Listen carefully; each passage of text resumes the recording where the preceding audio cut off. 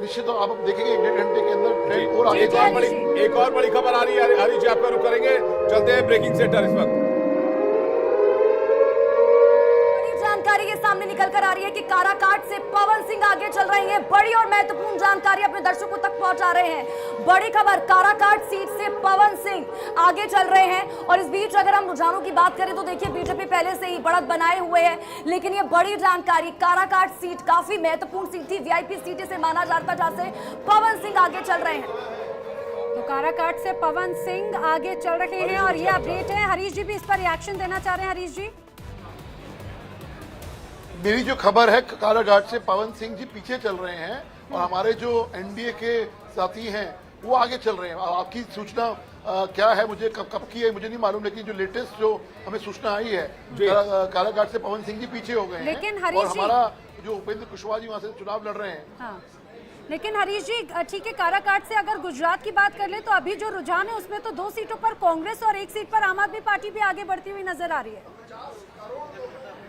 देखिए, गुजरात की अगर आप बात करेंगे, निश्चित तौर के ऊपर जैसे पिछली 2 बार से लगातार हम सारी की सारी सीटें जीतते हुए आ रहे हैं। हमें पूर्ण रूप से विश्वास है कि अगले घंटे के अंदर जब हम दोबारा बैठेंगे तो निश्चित तौर के ऊपर सारी की सारी सीटें भारतीय जनता पार्टी को बीजेपी यहाँ आगे बढ़त बनाए हुए हैं। इसके अलावा गुजरात में 2 सीटों पर कांग्रेस, तो गुजरात में 1 सीट पर आम आदमी पार्टी भी आगे यहाँ पर दिख रही है। बिल्कुल, क्योंकि जब हम आम आदमी पार्टी की बात कर रहे हैं, उनकी स्थिति यहाँ पर अलग नजर आ रही है सोनिका की। 1 सीट पर रुझानों में वह आगे चल रही है, तो वहीं बीजेपी का तो गढ़ है ही गुजरात के अंदर। रुझानों में आपको बता दें कि 23 सीटों पर बीजेपी आगे चल रही है और कांग्रेस 2 सीटों पर आगे चल रही है। बड़ी अपडेट आपको दे रहे हैं। बिल्कुल, हमारे स्टूडियो का ही रुख कर लेते हैं, हमारे साथ सभी मेहमान बने हुए हैं और सबसे एक रिएक्शन जल्दी से ले लेते हैं। हर्ष जी कुछ कहना चाह रहे हैं। हर्ष जी, देखिए, मतगणना लगभग शुरू हो चुकी है और इसमें देखें कि जैसे गांधीनगर सीट जो है अमित शाह का, वहां 1.25 लाख वोट से अभी वो आगे चल रहे हैं। तो तीसरा दौर के अब जब वोटिंग काउंटिंग शुरू हो चुकी है तो ये अब बहुत कुछ कहता है कि स्टेबल हो सकता है। मेरठ से अरुण गोविल पीछे हो गए हैं और लगभग 8000 वोटों से अभी पीछे हो गए हैं, जो अभी जानकारी मिल रही है। प्रेम कुमार जी क्या कहेंगे आप अभी तक की तस्वीरों को देखकर? मैं आपसे रिएक्शन लूं, लेकिन बड़ी खबर के लिए रुक करेंगे ब्रेकिंग सेंटर का। स्वाति,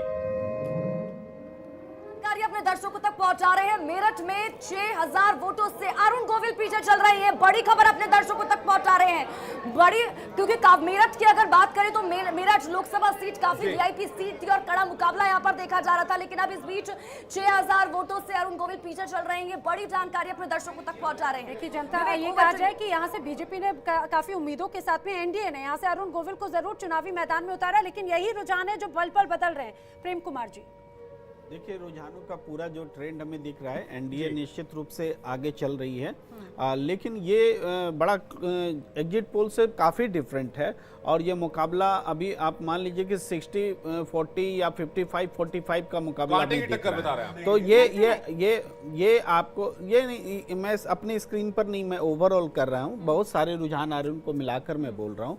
तो मुझे लग रहा है 55-45 के रेशियो में चल रहा है। अभी 300 के आसपास एनडीए अगर दिख रही तो 200 के आसपास अपोजिशन दिख रहा है। ये ओवरऑल पिक्चर है। आपकी इस बात से सहमत नजर नहीं आते? अगर आप ट्रेंड देखें तो बिल्कुल in line with exit polls हैं, जो पोल ऑफ द पोल्स के एग्जिट पोल हैं उसके लाइन में चल रहा है ये। और इस हिसाब से बीजेपी एनडीए 350 से 370 के आसपास जा रही है और जो प्रेडिक्टेड नंबर्स थे एग्जिट पोल के, तो ये कहना गलत होगा कि और अभी जैसे पता चला कि तीसरे चरण के मतदान शुरू हो चुके हैं, तो काउंटिंग शुरू हो चुकी है, तो कहीं ना कहीं भी स्टेबलाइज होने शुरू होगा। और सवेरे से अगर हम देख रहे हैं तो ट्रेंड ऑलमोस्ट सेम परसेंटेज बरकरार चल रहा है। हमने मेजर उलट पुलट नहीं देखा है ओवरऑल नंबर्स में। संजीव जी क्या कहेंगे आप?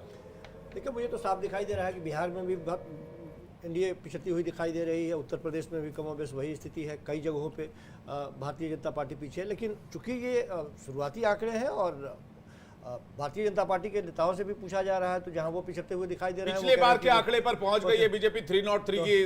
आप जो नंबर्स देख रहे हैं 303। हाँ, निश्चित रूप से जो बीजेपी प्लस है, बीजेपी प्लस है।